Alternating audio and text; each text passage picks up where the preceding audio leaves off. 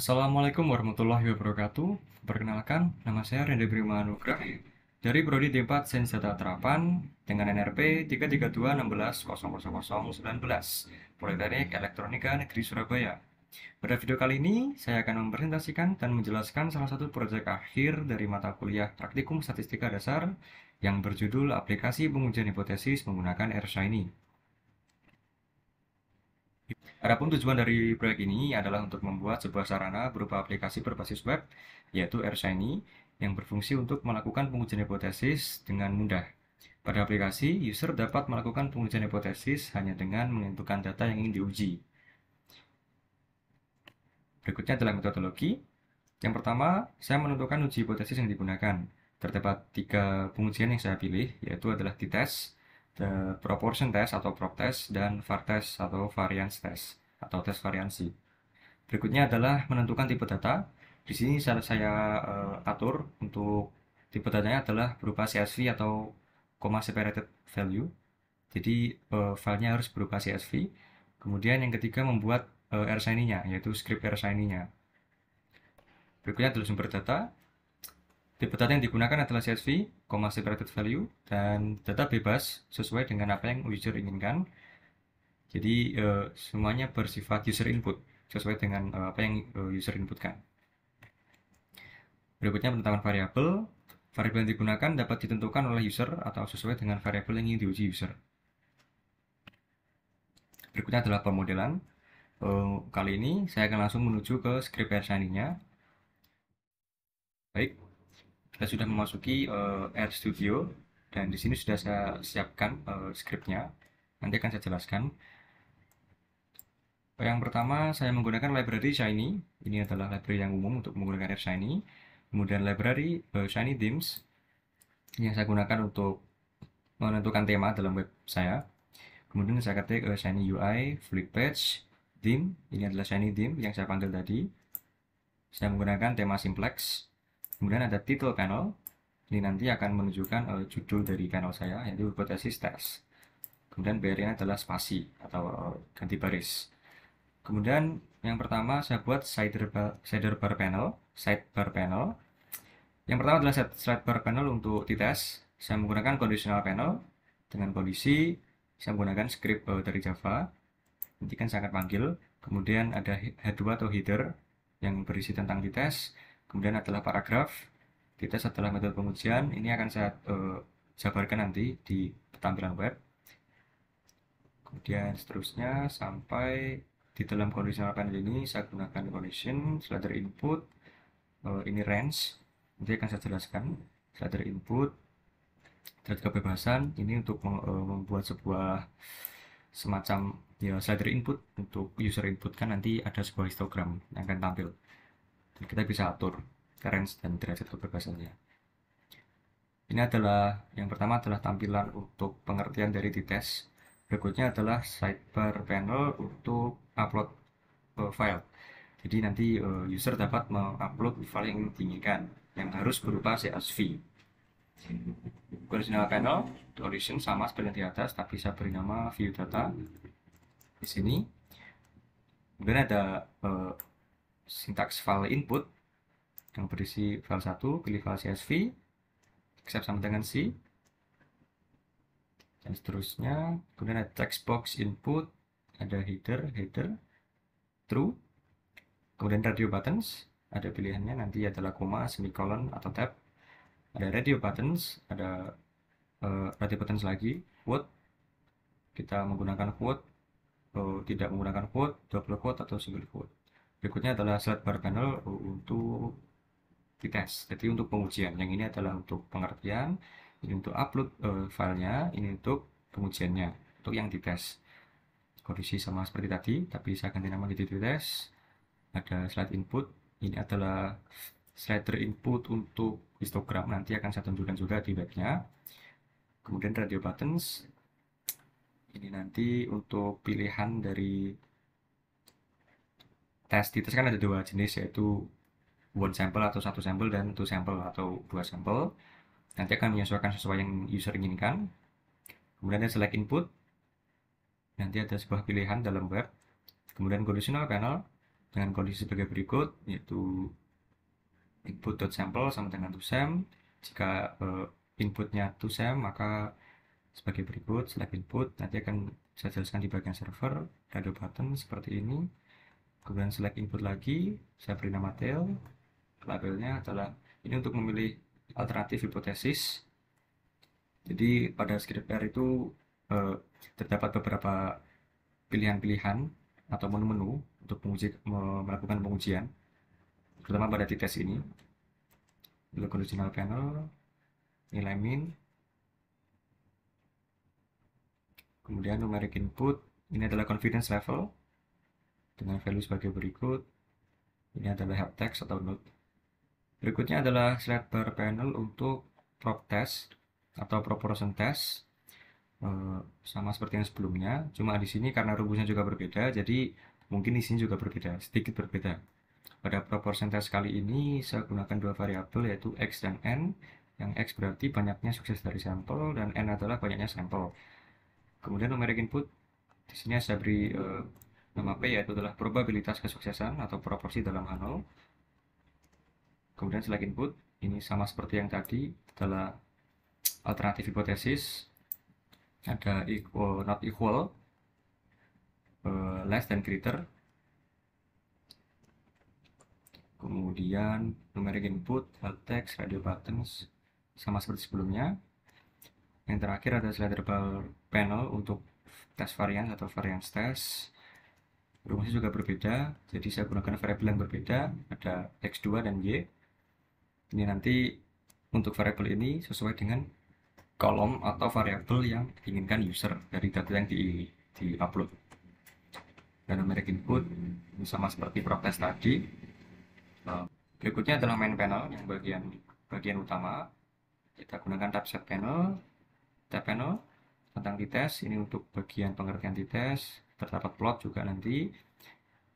Ada tab panel untuk view data, untuk mengupload data nanti. Kita gunakan view draw, column 10, offsetnya sama dengan 1. Ini adalah untuk pengaturan penempatannya. Ada summary data, ada struktur data, ada tabel data. Nanti akan saya jelaskan juga di tampilan web. Kemudian tab panel untuk t-test, ada grafik di sini, ada plot output di sini. Itu, nah ini nanti juga akan nampak di bagian web. Kemudian tab panel untuk proportion test, sama, untuk variance juga sama. Baik, ini untuk yang UI, bagian UI ya. Untuk servernya sebagai berikut, saya gunakan library Shiny juga. Kemudian saya gunakan function Shiny server, function input, output, dan session. Data sama dengan reaktif, berisi in file sama dengan input file 1.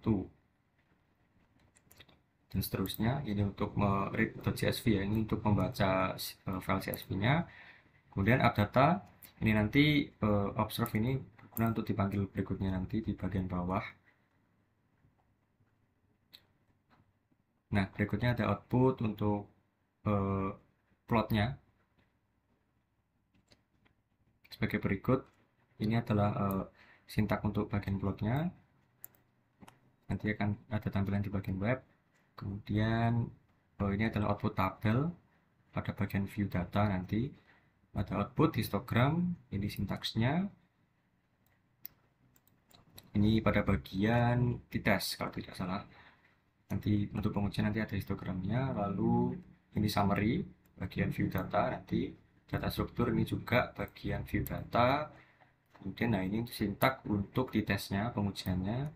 Ini rumus utamanya adalah sebagai berikut. Ini t-test ini yang jika satu variabel, yang ini jika dua variabel t-testnya sebagai berikut. Kemudian outputnya nanti adalah nilai t-nya, bisa gunakan false statistik ya untuk memanggil nilai t-nya. Kemudian untuk p-value-nya kita gunakan false p-value. Kemudian ini adalah fungsi untuk proportion test. Ini itu rumus utamanya. Ini yang pertama P1 atau rumus yang pertama jika koreknya adalah true atau false, maka ini rumusnya. Cuma mengganti bagian koreknya ini saja. Berikutnya untuk outputnya nilai G-square-nya sama sintaknya itulah statistik, dan p-value juga sama, yaitu dengan p-value. Lalu ini adalah fungsi untuk variance test atau tes variansi ya. Rumusnya adalah ini cukup singkat, tidak terlalu banyak karena memang seperti ini dari R-nya sendiri. Ini adalah outputnya, yaitu nilai F-nya, menggunakan statistik juga, p-value-nya juga p-value. Nah, ini untuk yang bagian server, disingkat dari bagian UI. Berikutnya langsung saya tampilkan untuk webnya. Nanti kita run. Oke, ini tampilannya. Jika ingin menampilkan dalam browser, kita tinggal pencet yang bagian ini, open link browser. Nanti akan otomatis pindah ke browser yang kalian inginkan. Di sini saya menggunakan Google Chrome. Ini tampilan yang pertama, yaitu adalah pengertian tentang tes. Ini bagian judulnya. Di sini ada tentang dites, adalah metode pengujian, dan seterusnya. Ini hanyalah pengertian jika user belum mengerti. Baik, ini adalah tampilan distribusi T, ini density, ini nilai X-nya. Untuk yang titik-titik ini adalah garis putus-putus, ini adalah distribusi normal, sedangkan yang garis merah adalah distribusi T. Ini ada range-nya, misalkan range-nya dari 20 hingga 20. Nah, ini adalah derajat kebebasan. Ini menu pertama. Berikutnya menu kedua adalah view data. Di sini kita dapat menginputkan file CSV yang kita inginkan. Ini bagian untuk inputnya. Langsung saja saya di sini ambil contoh ya. Dataset malaria di Afrika. Nah, setelah kita upload, nanti langsung keluar. Ini adalah bagian summary dari setiap variabelnya. Ada incidence of malaria per 1000 population at risk, malaria cases reported. Ada nilai mean, kuantil bawah, median, kuantil ketiga, max, dan NA-nya. Dan ini semua variabel ya, semua kolom di dalam data yang user input nanti akan muncul summary-nya. Oke, berikut. Nah, ya. Oh ya, untuk filenya juga harus ini ya. Untuk variabel yang digunakan harus berupa ini numerik, jadi bisa dihitung hasilnya nanti. Kalau bukan numerik kan tidak bisa dihitung kan. Ada pilihan header ini di sini. Jika tidak menggunakan header maka seperti ini tampilannya. Kemudian separator, ada koma, ada semicolon, kemudian ada tab. Tapi yang enak adalah yang koma biasanya. Kemudian ada quote, ini tidak menggunakan quote. Ini double quote, ini single quote. Ya. Yang bawah, di bawah summary ada ini struktur data. Nah, di sini menjabarkan setiap variabelnya juga ini. Strukturnya seperti apa? Misalkan country name yang paling atas, tipenya adalah karakter, R ini adalah isinya, Algeria, dan seterusnya. Misalkan urban population of total population, datanya tipenya numerik dengan isinya seperti ini dan seterusnya. Kemudian ada tabelnya. Nah, di sini karena datanya juga banyak, jadi tampilannya juga seperti ini. Cukup makan tempat ya. Makanya langsung saja untuk bagian tab berikutnya dari tes. Nah, di sini misalnya kita pilih di tes 1 sampel atau 2 sampel, kita pilih 2 sampel. Nah, ini adalah variabelnya. Nah, ini tidak bisa kan, soalnya country name-nya kan tadi karakter, dia harus numerik. X must be numerik, jadi harus kita memilih variabel yang numerik. Misalkan di sini saya pilih rural population growth annual, pertumbuhan populasi ya di pedesaan dibandingkan dengan rata-rata urban ya, perkotaan ya. Nah, di sini muncul grafiknya sebagai berikut. Bisa kita atur bilangannya. Apakah kedua sampel memiliki variansi yang setara? Ada dua pilihan, iya atau tidak, iya atau tidak, dan alternatif hipotesis.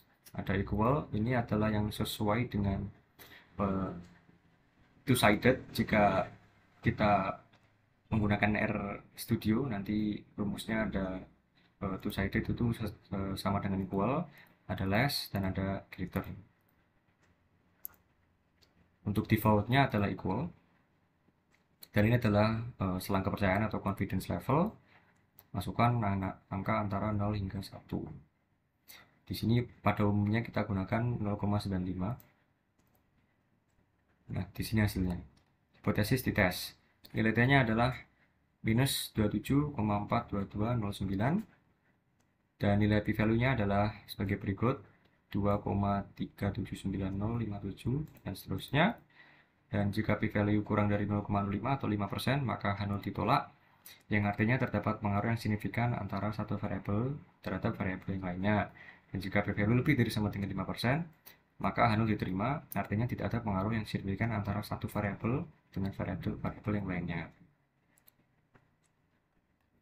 Ini untuk yang dites.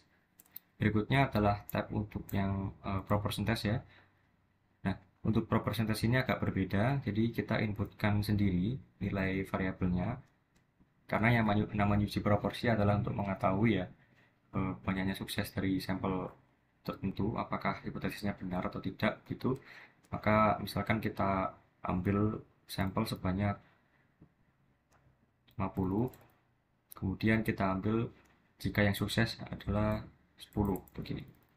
Nah, ini adalah probabilitas kesuksesan dalam H0. Kita pilih 0,1 saja. Kemudian ini alternatifnya juga ada equal, less, dan greater. Two-sided, less atau greater ya. Kita gunakan yang default saja.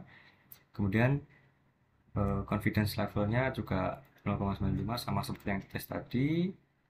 Dan pilih true jika menggunakan faktor koreksi. Jika kita gunakan true ya. Yang true nilainya, ya nilai p-nya atau x square-nya adalah 4,5. Dan nilai p-value-nya adalah 0,033. Nah, ini lebih dari sama dengan nah ini kurang dari 0,05. Maka ini halnya ditolak ya. Dia tidak memenuhi kriteria. Jika kita pilih false, apakah berbeda nilainya? Juga berbeda. X square-nya menjadi 5,5 dan seterusnya. Dan p-value-nya menjadi 0,018. Tetap ditolak ya H0-nya.